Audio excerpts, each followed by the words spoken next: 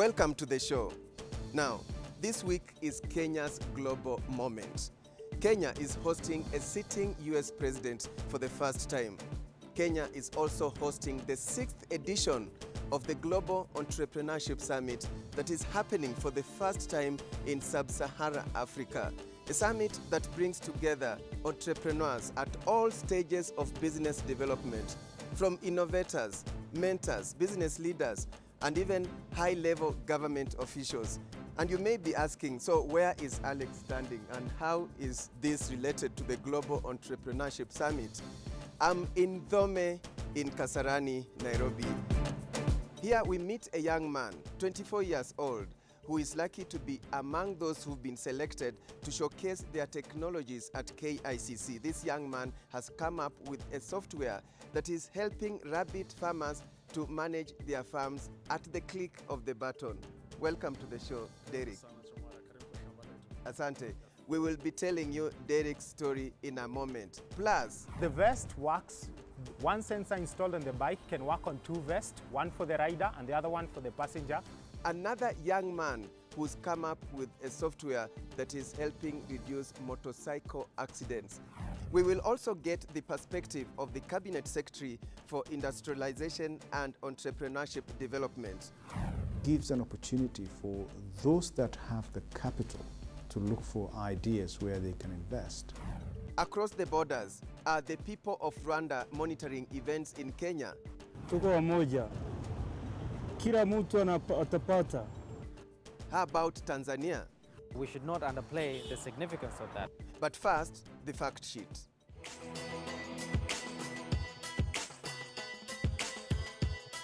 The Global Entrepreneurship Summit was launched by President Barack Obama in 2009. The first summit was held in Washington, D.C. in 2010 and subsequently hosted by Turkey, United Arab Emirates, Malaysia and Morocco. Kenya is hosting the 6th edition of the summit, and this is the first to take place in sub-Saharan Africa. The focus of the GES 2015 is generating new investments for entrepreneurs with emphasis on women and youths. The GES has emerged as a global platform connecting emerging entrepreneurs with leaders from business, international organizations, and governments looking to support them. It is an avenue for mentorship and networking. The selection of Nairobi as host city for this year's summit underscores how Africa, notably Kenya, has become a center for innovation and entrepreneurship. Kenya is a world leader in mobile money systems like M-Pesa and a driver of innovation through technology research and incubation labs like iHub.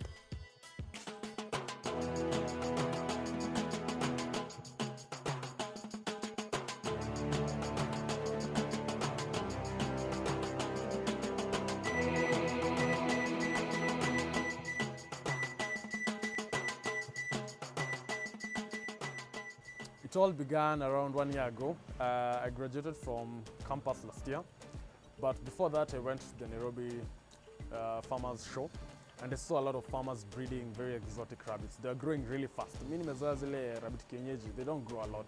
So after seeing that, I realized this is a venture I can actually start myself. I started with 10 rabbits, and then later on my family and friends joined, and we expanded our farm to around 200 rabbits since then.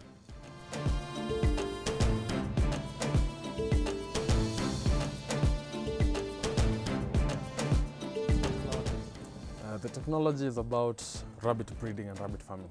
So it's called Rabbit IQ, and this brings intelligence to farming. So essentially it breeds, manages your rabbit farm, helps you market your rabbits and control and manage diseases in your rabbit farm. How exactly? Very simple. So breeding, you put an inventory of all your animals on the system. So you can see a catalog of all your animals. And then when you want to breed, there's a button that says schedule animals for breeding. When you click that button, all the animals are scheduled on a calendar when to breed specifically, each individual animal. What it does, it tracks the family chain of every animal. So for example, mimi mama imezaa na ndume fulani. Wale watoto imezaa hawafai kubreed bado to the parents. So it controls how they breed. So when you go to breed, for example, it tracks the family chain. If they're related, in Akwambia, for example, these ones are related, don't breed them to these particular ones. So it only gives you a list of males that are not related to the animal that you want to breed with. So that is how it controls the inbreeding.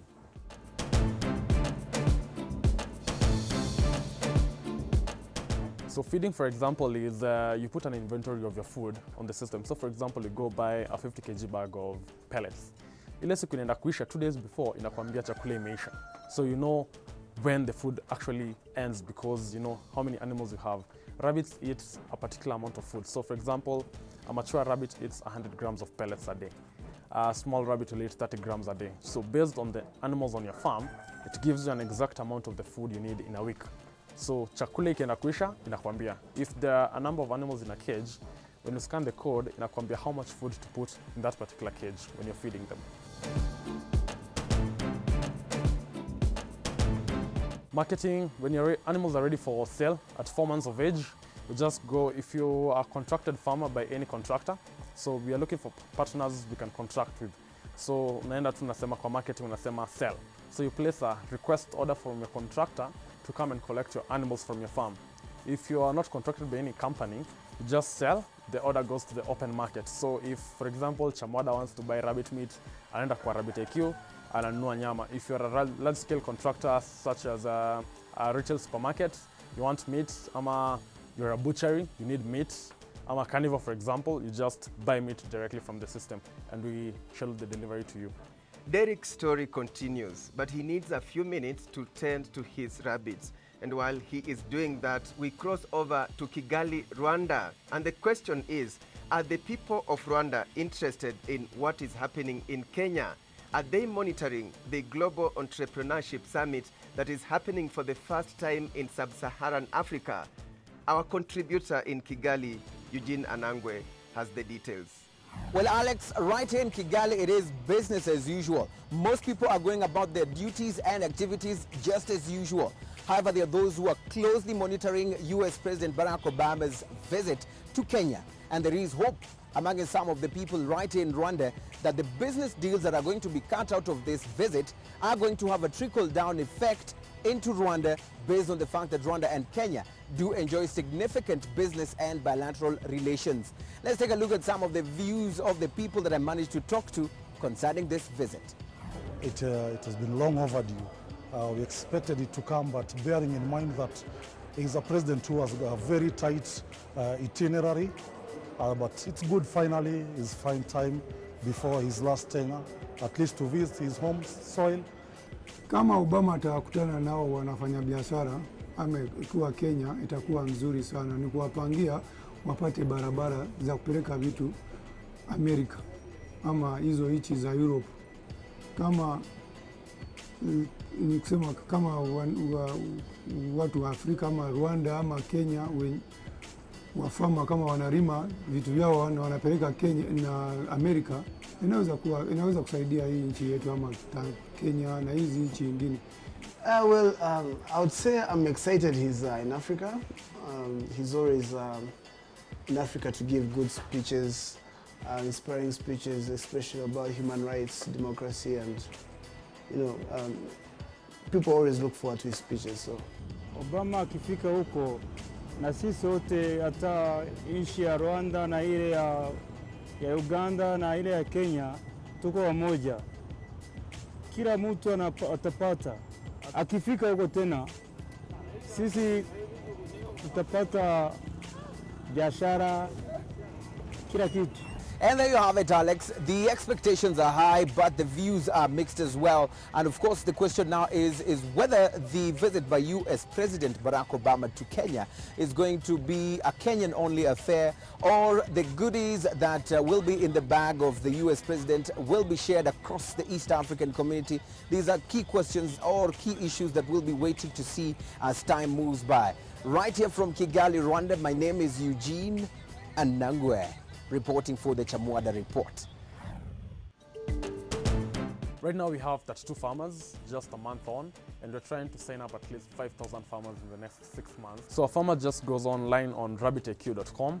You sign up, you create an account, or you contact your contractor to create an account for you, or us ourselves will do that for you. The first month is free. You just test the system. If you like it, then you start paying for it. So the costs are very minimum, 10 shillings to 20 shillings per female per month. Just that. With the 10 shillings, you manage the entire stock of your entire farm. I have already logged into my farm, for example. I want to see what I have to do today. So on my calendar, you see on the schedule today, there's a rabbit nafaa yekwe box ya kuzaa. So nesting box in cage number 39 for Vera. So this particular one I have to do today. So ndaangalia kwa ajili iko supposed kuzaa very soon, 2 days from today itakuwa imezaa.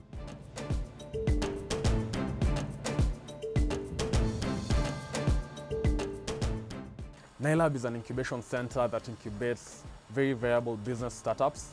So if CHAMWADA has an idea, or Romondi, you think you can do something very well and you have actually built a prototype that works. It's not just an idea. So you go there, you actually apply to be incubated.